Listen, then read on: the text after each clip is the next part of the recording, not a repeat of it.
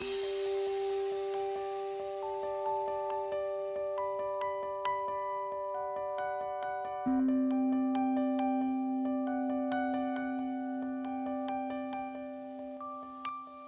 is due to the sun that the Arctics are cold and the equator is warm.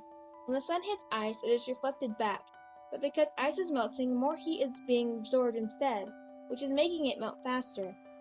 Ice today has become less thick and easier to melt, and as it melts, older ice is being revealed and also melting. The weakening polar vortex is also contributing. This is what the vortex should look like, but because they are weakening, they are no longer staying in the Arctic Circle. Cold air is being pushed further south while warm air is being pushed further north. This has caused temperatures in the far north and south to have less of a difference to temperatures at the equator, and it is making weather conditioners last longer.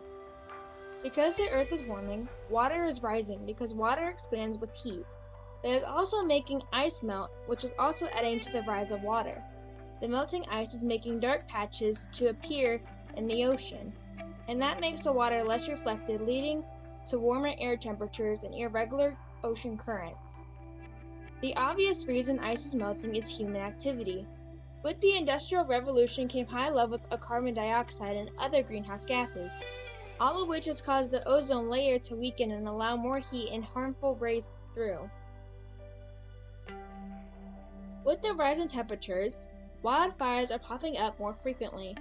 This is causing vegetation to be burned and carbon to be released into the air. The soot from the fire is also contributing to the heat because it is absorbing sunlight. As one could guess, it is causing the ice to melt quicker. Russia and Alaska have been heavily affected. The large fires in Russia have not only burned down the forest, but President Putin has ordered bulldozers to clear out the vegetation to make a barrier and lessen the damage. The carbon dioxide is having a hand in the climate crisis. Alaska has seen a heat wave this year that has caused it to release 3 times the carbon than it does in 1 year. In Greenland, ice is melting 4 times faster than it was in 2003. The melting has had negative effects, such as the Arctic Circle trail melting quickly. Since 2004, Greenland has lost 303 gigatons of ice per year, with each year losing 31 gigatons more than the previous. Here we see where and how much has melted.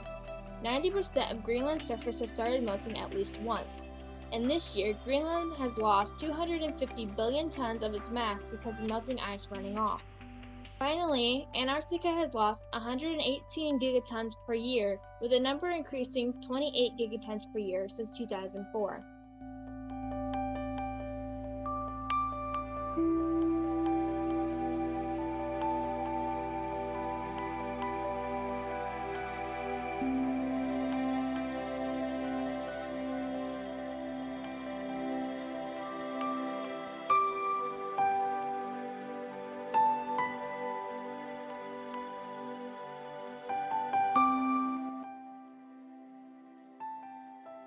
Scientists have been making predictions for the future. It is said that if we stay as we are, a third of our ice will be melted by the year 2100. But if we continue as we are, by 2040, the Arctic may have no ice.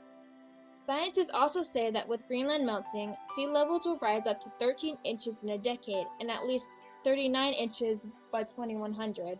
They are also concerned about coastal regions, predicting that in 2030, 880 million people will be living in flooded areas, and in another 30 years, over 1 billion.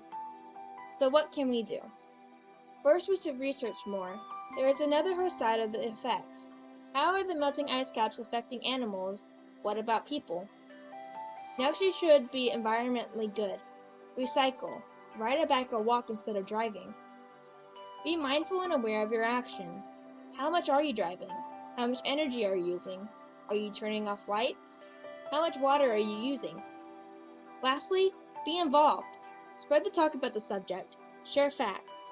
Volunteer work is a great way to be involved. Offering to remove plastic and trash from beaches is a great way to do this.